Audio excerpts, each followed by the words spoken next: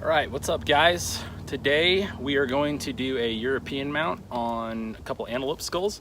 So I'm just gonna kind of show you what I do, the process that I do, the gear that I need, and how that all goes. So first of all, you're gonna need a pressure washer.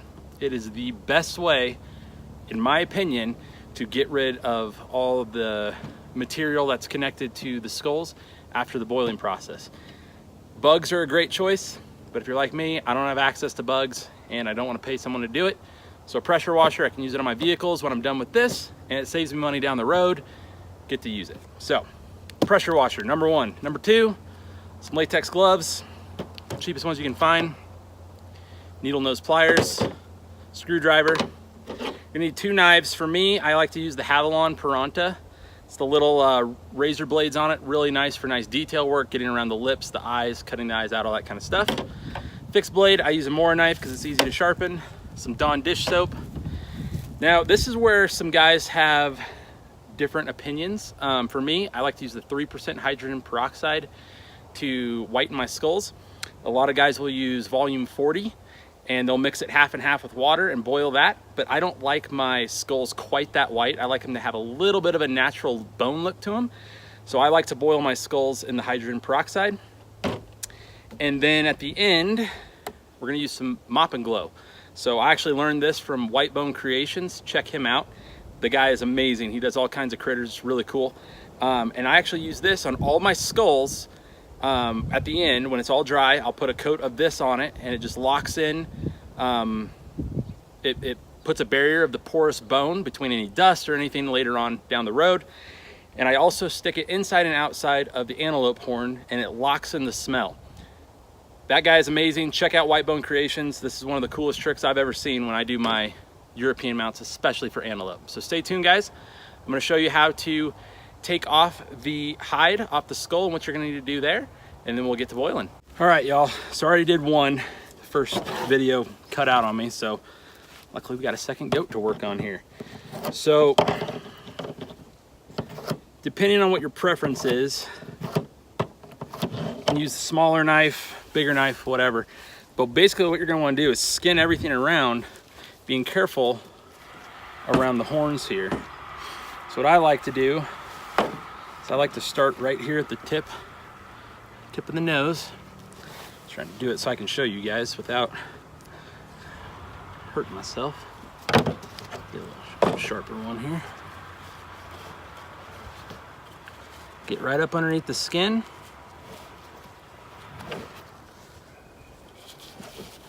Just follow it all the way up.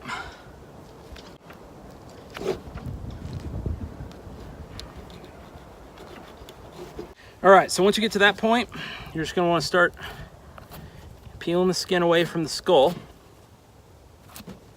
And you're just gonna wanna keep skinning it. So see how I've come down the bridge of the nose right here.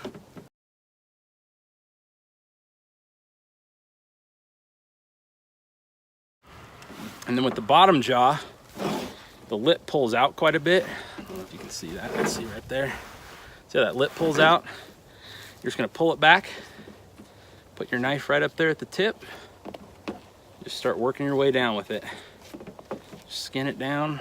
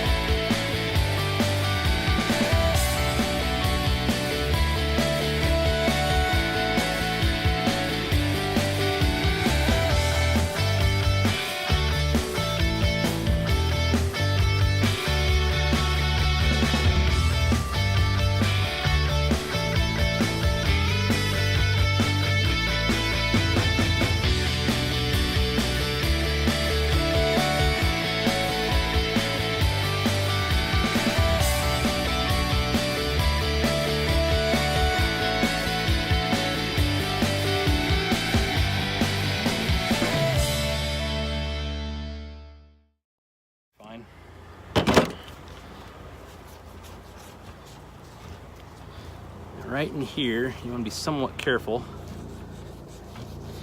Other side note, I recommend the blue gloves or the mechanic gloves. The clear ones, that's just what I had on hand, but they are extremely slippery when they come into contact with flesh. These ones maintain their grip, so just so you know. Now, as far as skinning around the horns go, don't worry if you leave a little bit of hair around. When you pull the horn off the horn core, it'll separate from that, and then you can just take it off right there. So if you're a little nervous about being around your horn, just leave a little extra. It's no big deal. You can always clean it up later after it's been in the pot for a little bit, but better to do that than to cut into your horn. All right, we're gonna call that good. So you got a little bit around the edges right here. No big deal. It'll pop off when you do your boiling. All right, so now we're gonna remove the lower jaw. You're just gonna want to cut right where the jaw line is, right there. Same on this side.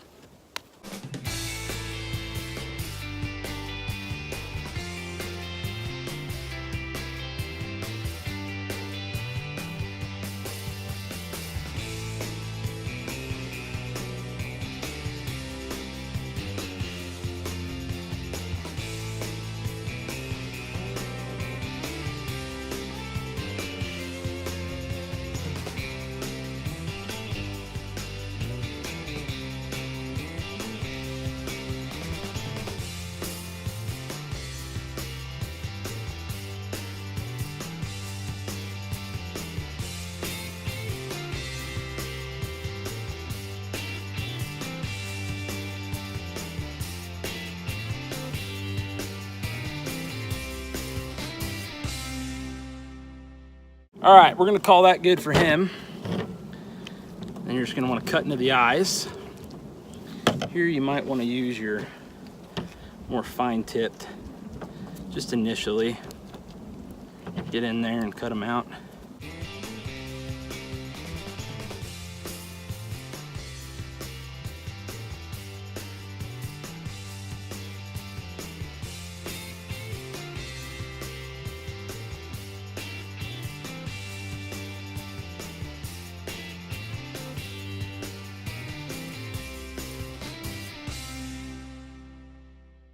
All right, so there we go. That's what you're looking for.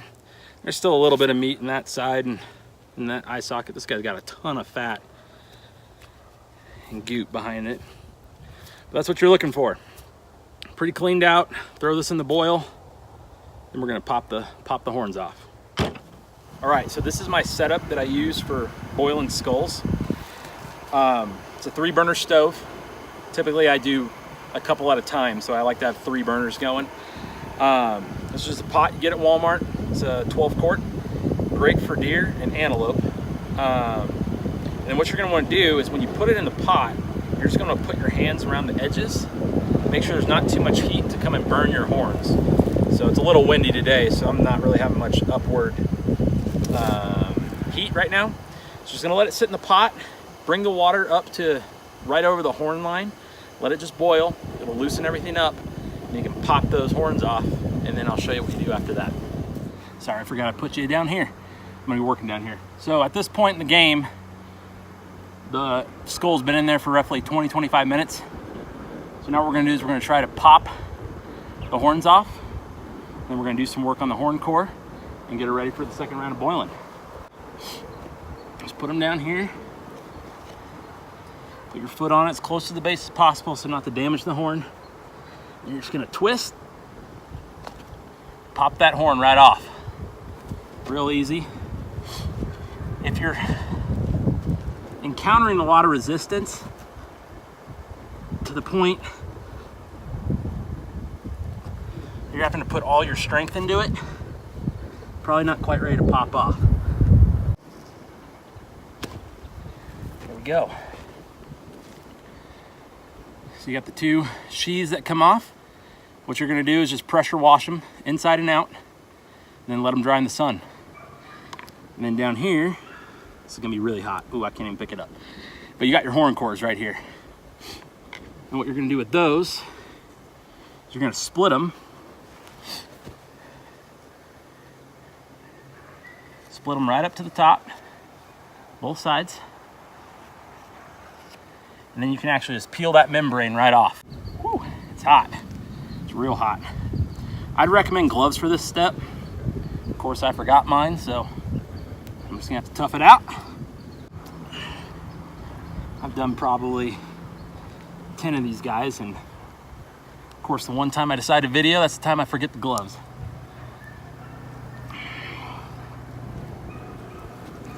All right, so once you got it loose, like that,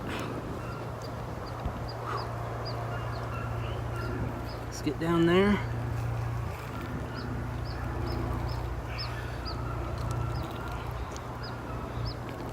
I'm just gonna pull that membrane right off, just like that. All right, y'all, for the next step, you're gonna empty out your buckets of that old dirty water from the horns and the hide and all that stuff. And you're gonna put clean water in. You're gonna probably put about a tablespoon of Dawn dish soap to get in there and start breaking down that tissue faster. So that's what we're doing right now. And then we're gonna get it to a boil, put the heads back in, keep rocking and rolling.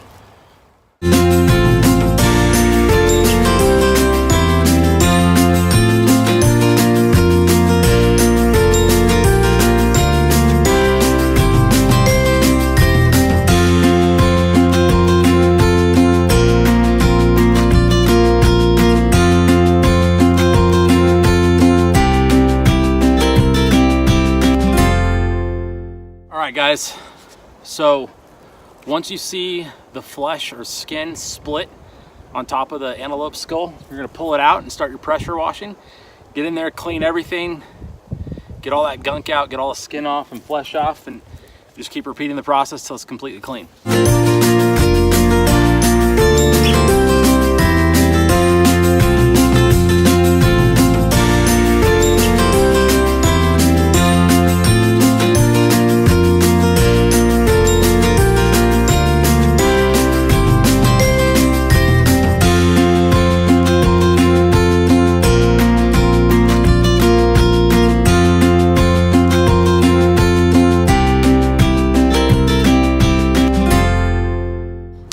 This guy's gonna take a little more boiling, but you can see how much we got off already.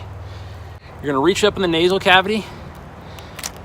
You're gonna pull out all this cartilage and all this crap up in here. Oh, this one might need to go in the boil a little longer.